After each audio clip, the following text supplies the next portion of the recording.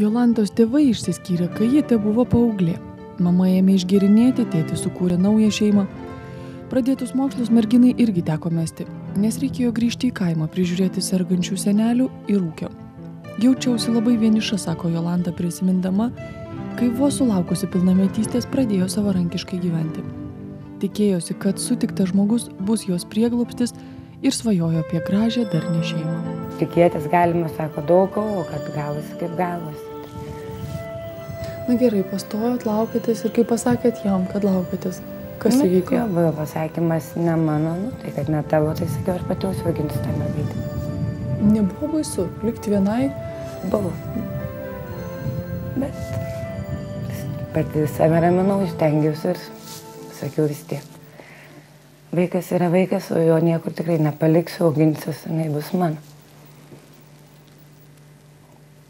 Na gerai, kaip išgyvenot? Juk kūdikiui reikia daug ko pačiai. Tuo momentu, tada buvau pargrįžusi pas mamas į kaimą, tai bet tuo momentu tikrai gali pasakyti, mama padėjo. Neišvarė jūsų su? Ne, su vaiku neišvarė ir rūpinosi jie ir manim tikrai. Dukrytei sulaukus vos kelių mėnesių susirado darbą ir vis tikėjosi, kad situacija pagerės. Juk buvo pažadėjusi savo, kad jos vaikai augs darnioje šeimoje. Sutiktas antras žmogus suteikė daug vilčių. Gimė sūnus, dėja ir antrasis vyras stikliuką mylėjo labiau nei savo šeimą. Išgėrinėjo, nebūdavo to kartais supratimo, kad namuose reikia padėti, kad reikia pasistengti kažką. Iš ko išgyvendavo? Pradėjo eiti į kairę, į dešinę, tai yra viskas. O iš ko išgyvendavo? Gyvendavau iš atlyginimo, jisai šiaip iš pradžio darbiškai padėdavo, o paskui, kai liko be darbo, tai grinai iš mano atlyginimo. Ir nebesistengė kito susirasti, kad aprūpinčiau? Ne. Pareidavo, girtas būdavo namuose. Nebebūdavo tas priežiūras ir vaikam, pareidavo už darbo, atsiguldavo pas vaikų ryte. Nelabas rytas, o antusis. Tai vat ir buvo paskutinis laiškas tada. Jis net prieš vaikus kėlė ranką? Jis vaiką matant prieš mamą kėlė ranką. O kaip vyresnėlė mergaitė reagavo? Nesakė, kad mama nebenoriu, aš jo bijau ar panašiai? Mano vyresnėlė mane ir palaikė daug. Ir sakydavo, kad jau viskas, mama kaip nors išgyventi. Ir dabar padeda man labai daug. Na gerai, išsiskyrėt, išvengėt smurto, išvengėt tų girto žmogaus šalia ir vaikam ramiau, bet nebuvo baisu, kaip viena išlaikysit. Baisu, bet sakiau vis tiek kaip nors. Jolanta vos išgyveno. Reikėjo išlaikyti 2 mažus vaikus, mokėti nuomą, mokesčius. Visi skanesni ir geresni kąsniai atitekdavo vaikams. Savimi moteris mažai besirūpino. Nebuvo iš ko, sako Jolanta. Svarbiausia, kad vaikai nepajustų, kas yra skurdas. Elementus mokėjo ir 3 mėnesius paskui jį išmetė iš darbą, jisai nieko nebemokėjo. O vaikai, ar sūnus ar dukra nebūna, kad išgirstat priekaištų, mama, aš noriu to, nenupirkai to, neturiu nuo... Kad jau labai taip dažnai, kad, gal kartais netyčia, bet taip tikrai nebūna. Nereikalauja? Ne. Kaip tarėtės, kai abiem vaikam reikia žieminių batų ir abiem vaikam reikia striukės, kaip sukatės? Šiaip draugės padeda, tai šitas klausimas toks, mažyliui atidavė, kažkas turi, sesiai gal netidavė, tai sesiai pirks. Tai žiūrim, kas ką turim, ką būtiniausiai reikia, kas ne, va taip. Taip ir sukatės? Taip. Vienas po kito 2 nėštumai ir kasdieninis nepriteklius nualino jaunos moters organizmą. Šiandien Jolantai tik 33, tačiau ji beveik nebeturi dantų. Po mažylio gimdymo tai iš viską pradėjo. Pirmoji priekinis nulūžo pusę dantuko, viskau jau gesti, vat ir tai kai pradėjo grinai skaudėti, tai įsitraukinėjau tada. Nes nebuvo iš ko gydyti? Nebuvo iš ko gydyti, o gydymas vis tiek kainuoja. Skolintis nelabai kas paskolins tokios sumos, kad vieniša mama su 2 vaikais, kad taip sunkiai verčiantis, kad kada nors gali atiduoti. Ir nelabai yra tokių, kad galėtų. Dar galvojau, kad įsitraukinėjus gal plokštelę dėtis, bet ir ant tos man. O kiek maždaug kainuoja plokštelė? Kiek aš, jeigu ne 6, gal 800 lietų, bet tai jie man tai yra ir kiti tėvai. Taip, Jolanta, pasakykit, prieš kiek metų jūs praradot viršutinius dantis? Viršutinis negrinai jau metai gal bus, kaip įsitraukiu jau visus. Paskutinį dantį įsitraukėt, o prieš kiek laiko pradėjot visą tai ištraukti? Prieš porą mėnesių gal tai buvau traukinėjus, nes jau skaudėti buvo, pradėjau ir įsitraukinėjau. Nes šiaip apžiūrint jūs ir apžiūrint situaciją burnoje, taip atrodo, kad jūs dantų esate netekusi net keletą, net 5 metų. Manau, kad jie po truputį buvo šalinami, o dabar jūsų viršutinis žandikaulis yra visiškai bedantis. Jolanta jaučia didžiulį diskomfortą ir gėdą dėl to, kaip jie atrodo. Vaikai tyliai prisipažįsta, kad ir jiems tenka išgirsti kandžių replikų dėl mamos išvaizdos. Ir darbe, kur apšti moteris neturi iš ko rinktis, dėkinga jau vien už tai, kad jos dar neatleido. Galėtų ir stovėti ir linijoje dirbti, yra gabi, sugeba tą darbą, bet kadangi atėjęs pirkėjas, kai šypsena negali parodyti, to jį parodys, tai yra žmonių, kuriem yra nemalonu žiūrėti tokį žmogų.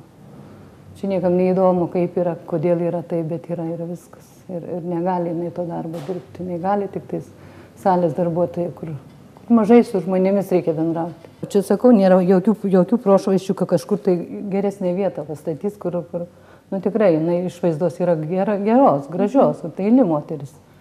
Bet ta šypsenos negali rodyti. Vienintelė problema, kad tik tais jai pasisektų, kad tik padėtų, kitų nėra, kas jai padėtų. O pati su savo varganu atlyginimu irgi. Kada yra 2 vaikai ir pati jinai, ir buto neturi. Yra sunku, be galo sunku jai gyventi. Ta saulėta ir itin vėjuota pirmadienio rytą sėdėdama odontologo kėdėje, Jolanta vis dar negalėjo patikėti, kad tie medicinos stebuklai, apie kuriuos pasakojo gydytoja, bus skirti jai. Tikiuosi, kad galėsi bent šypsotis ir savim daugiau gal pasitikėsi, nes vis tiek yra nesmagu be dantų. Turbūt ir kalba sutrikusi, ir skonio jutimai, o apie kramtymą turbūt iš vis nėra kalbos. Taip. Aišku, jūs iškart būsi daug jaunesnė, linksmesnė, pasitikėjimas savimi. Vis tiek, kada be dantukų vis tiek yra visai kitaip negu tai su dantim. Aišku, pasitikėjimo moteriai reikia labai daug.